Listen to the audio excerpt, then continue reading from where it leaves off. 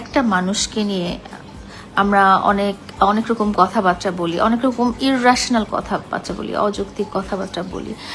হয়তো এমন হতে পারে যে রাজকুমারের মাতা যিনি আছেন বা আমি যাকে অনেক অনেক সময় অনেক রকম কথা বলেছি, অনেক রকম অ্যাকুজিশন দিয়েছি, অনেক রকম রুড বিহেভ করেছি, তো আজকে মনে হলো যে এটা আমি না করলেও পারতাম। এবং আমরা অনেক সময় ইরেশনাল হয়ে যাই, অনেক সময় আছে না যে আমরা রাগ কন্ট্রোল করতে পারি না, অনেক সময় রাগ কন্ট্রোল করতে পারি না, অনেক সময় রাগটা এত বেশি চলে আসে বা আমাদের উপরে দেখা যায় যে এত বেশি টর্চার বা আমাদের উপর এত বেশি অত্যাচার হয়ে যায় যে আমরা তখন লাগামহীনভাবে কথা বলি। তো খুব অবভিয়াস আমার একটা সাইড বলে যে হ্যাঁ, আমি ওনার উদ্দেশ্যে যেগুলো বলেছি সেগুলো আসলে ঠিকই বলেছি, কারণ ওনারা ক্রমাগত এই ধরনের অপরাধের সাথে জড়িত বা ওনাদের ছেলেকে ওনারা থামাতে পারছেন না। আবার আজকের কথাগুলো শুনে মনে হলো যে যাই হোক, উনি একজন মা, এবং উনি অপরাধীর মাই হোক বা যেরকম মানুষেরই মা হোক, মানে আলটিমেটলি উনি একজন মা। সো উনি সব বয়সে বড় সবার চেয়ে এবং গুরুজন বটে। উনি ওনার ছেলেকে কন্ট্রোল করতে পারে নাই বা উনি ওনার ছেলেকে ঠিকমতো মানুষ করতে পারে নাই, হয়তো এই ব্যর্থতাটা তার। বাট তাই বলে আমরা তাকে নিয়ে সমাজে এমন আজে বাজে আছে না যে ট্রল করা, আজে বাজে কথা বলা, একদম হেনস্থা করতে, মানসিক সামাজিকভাবে হেনস্থা করতে করতে এমন পর্যায়ে নিয়ে যাওয়া আসলে আমাদের উচিত না। তো আমি লাস্ট কিছুদিন থেকে দেখছিলাম যে ওনাকে নিয়ে এবং লিখনকে নিয়ে অনেক আজে বাজে চর্চা হচ্ছিল এবং দুজনই কিন্তু দেখা গেছে যে ইরেশনাল হয়ে গেছে। উনি ধরে নিলাম উনি একজন সিনিয়র পারসন এবং উনি এত শিক্ষিত না, উনি এত পড়ালেখা জানা না, ওনার চিন্তাধারাটা খুব সেকেলে বা ওনার ধারাটা গ্রামের মানুষের মতো। কিন্তু আমি বলবো যে লিখন তো আসলে শিক্ষিত একজন মানুষ, ইউনিভার্সিটিতে সিএসসি নিয়ে পড়ালেখা করেছে, ও একটা ভালো সোসাইটিতে বড় হয়েছে এবং খুব সুন্দর করে গুছিয়ে কথা বলতে পারে। তো আমি আসলে লিখনকেও বলতে চাই যে লিখন, তুমি বোনকে প্রোটেক্ট করতে যে তুমি ওনাকে আর ইনসাল্ট করো না, ওনাকে আর অপমান করো না বা ওনাকে নিয়ে আর ট্রল করো না। আমি অ্যাজ আ সিস্টার তোমাকে এটাও বলবো যে ঠিক আছে, যা হয়েছে হয়েছে, সেটা তো আর ফিরিয়ে নেওয়ার কোনো উপায় নাই।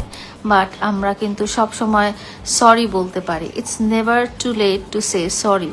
এবং উনি আর কতদিন বাঁচবেন, ওনার অলরেডি বয়স হয়ে গেছেন এবং উনি সংসারের নানা ঝামেলায়, ওনার ছেলের নানা রকম অপকর্মে বা দারিদ্রতাই বলি, সব কিছু মিলায় উনিও তো একটা মানুষ এবং উনি কি ধরনের মানসিক টর্চারের মধ্যে আছে। তো আমার মনে হয় লিখন, তোমারও ওনাকে সরি বলা উচিত, অ্যাজ বিকজ উনি মানে হোয়াট এভার ইট ইজ, উনি তোমার চেয়ে বয়সে বড়, হোয়াট এভার ইট ইজ উনি তোমার বন্ধুর মা, হোয়াট এভার ইট ইজ উনি একসময় আমার খুব কাছের মানুষ ছিলেন। এমন হইতে পারে যে তুমি আমাকে কষ্ট পাওয়ার হাত থেকে রক্ষা করার জন্য তুমি তার সাথে অনেক রুড বিহেভ করছো বা খারাপ সিনারিও করে ফেলেছো, বাট তুমি হয়তো নিজেও বুঝতে পারো না যে জিনিসটা এত খারাপ পর্যায়ে চলে যাবে যে এটা নিয়ে সারা দেশবাসী ওনাকে ট্রল করবে। উনি যাই হোক, উনি একটা সময়ে একটা সার্টেন টাইমের জন্য আমার খুব প্রিয় মানুষও ছিলেন। হ্যাঁ, উনি কিন্তু আমাকে যথেষ্ট আদর করেছেন। আমি সবসময় বলি যে ওনাদের পুরো ফ্যামিলিটা আমাকে আদর করেছেন বা আদর দেখিয়েছেন। এমন হতে পারে সেটা ফেক আদর, এমন হতে পারে যে সেটা কোনো কিছু পাওয়ার আশায় আদর, বাট আদর আমাকে করেছেন। হ্যাঁ, ওনারা অনেকদিন আমাকে আদর করেছেন, আদর দেখিয়েছেন। এবং হতে পারে সেটা আছে না যে কোনো কিছু পাওয়ার জন্য আদরটা দেখানো, বাট তারপরও করেছেন তো। এবং উনি আদর করুক না করুক, উনি কিন্তু আমার সম্মানের পার্সন ছিলেন সব সময়। উনি আমার সম্মান, ইভেন আমরা যখন আলাদাও হয়ে যাই তখনও বেশ অনেক দিন আমি তাকে নিয়ে কখনো বাজে কোনো মন্তব্য করিনি, ওনাদেরকে নিয়ে বাজে কোনো মন্তব্য করিনি। পরবর্তীতে দেখা গেছে তার কিছু কিছু কথা আমাকে খুব অপমান করেছে, বা তার ছেলের আসলে তার কিছু কথার চেয়ে বেশি হয়েছে যে মামুনের কিছু কথায় মামুন আমার মা বাবা, আমার সন্তান, আমার এক্স হাজব্যান্ড এদেরকে নিয়ে এমন গালাগালি এবং এমন খারাপ কিছু মন্তব্য করে লাইভ করেছে একের পর এক। তো সেটা থেকে আমার মনে হয়েছে যে আমার মামুনকেও বোঝানো উচিত ছিল যে মামুন দেখো, মা বাবাকে নিয়ে কেউ কথা বললে কতটা খারাপ লাগে, সেই হিসেবে হয়তো আমি কিছু বলে ফেলেছি, হয়তো না, আমি বলেই ফেলেছি। কারণ মামুন শুরু করেছিল ব্যাপারটা যে সে আমার বাবা মাকে নিয়ে, আমার বাচ্চাদেরকে নিয়ে অনেক আজে বাজে কথা বলেছিল, আমার বাবা মার নাম উচ্চারণ করে করে বলেছিল, আমার বাবা যিনি মারা গেছেন তার নামটা উচ্চারণ করে করে সে অনেক গালাগালি এবং খারাপ কথা বলেছিল। তো তার পরিপ্রেক্ষিতে আমিও বলে ফেলেছিলাম যে দেখো, এরকম তার মাকে নিয়ে অনেক কথা বলে ফেলেছি, বাবাকে নিয়ে কখনো বলিনি আজ পর্যন্ত। সো মাকে নিয়ে বা বোনকে নিয়ে হয়তো বলেছি, হয়তো না বলেছি, এটা আমি স্বীকার করব। কারণ হচ্ছে যে তারাও আমাকে নিয়ে বিভিন্ন ট্রল করেছে, তার বোন আমার ভিডিওতে জুতা দেখিয়েছে, আমাকে নিয়ে নানা রকম ক্যাপশন দিয়ে লেখা দিয়েছে। আমার মনে হয় যে এই জিনিসটা আমি তাদের সাথে করেছিলাম বিকজ তাদের সাথে আমার ফিজিক্যাল কমিউনিকেশনটা তাদের এন্ড থেকে টোটালি বন্ধ করে দিয়েছিল।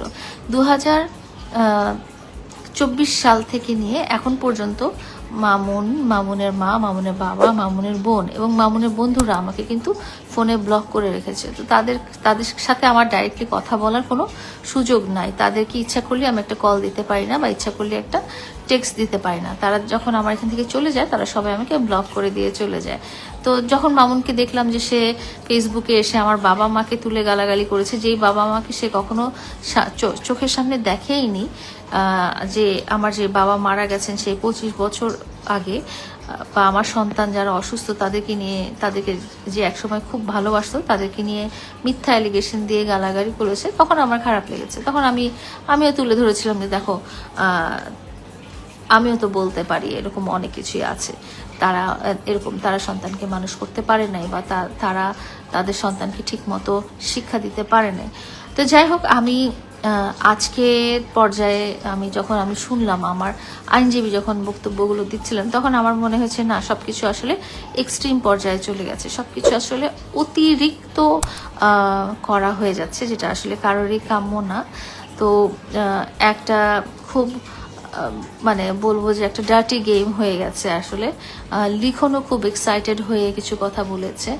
আমি আসলে ওনার কোনো দোষ দিব না, মামুনের আম্মার কোনো দোষ দিব না। কারণ হচ্ছে আমি সবসময় বলছি যে উনি বয়স্ক মানুষ, উনি যেটাই হোক, উনি সিনিয়র সিটিজেন, উনি একটা খারাপ মানুষ হোক, উনি একটা অশিক্ষিত মানুষ হোক, বা উনি একটা গরিব মানুষ হোক, বা উনি যেটাই হোক, উনি হচ্ছেন মামুনের আম্মা। অ্যান্ড উনি কারো মা, মা শব্দটাই কিন্তু খুব সম্মানের একটা জায়গা। উনি কারো মা, উনি মামুনের মা, বা আমাদের সবার কাছেই সম্পর্কে উনি অনেক সিনিয়র। ওনার বয়স যেটাই হোক না কেন, উনি আমার কাছেও সম্পর্কে সিনিয়র, উনি লিখনের কাছেও সম্পর্কে সিনিয়র, উনি আমাদের সবার কাছে কিন্তু সম্পর্কে সিনিয়র। উনি যেটাই হোক না কেন, উনি একজন ক্রিমিনাল হতে পারে, উনি একজন লোভী, প্রতারক, অনেক কিছুই হতে পারে, কিন্তু তার মানে এটা না যে আমরা তাকে ওই অশালীনতম কথাবার্তা দিয়ে তাকে অ্যাটাক করব, যে তাকে বিয়ে করতে চাই বা এটা সেটা। আমার মনে হয় লিখন এই পর্যায়ে আসলে যাওয়াটা ঠিক হয় নাই। তোমাকে সামনে পেলে হয়তো আমি কখনো বুঝিয়ে বলবো যে লিখন আসলে এই কাজটা আসলে ঠিক হয়নি।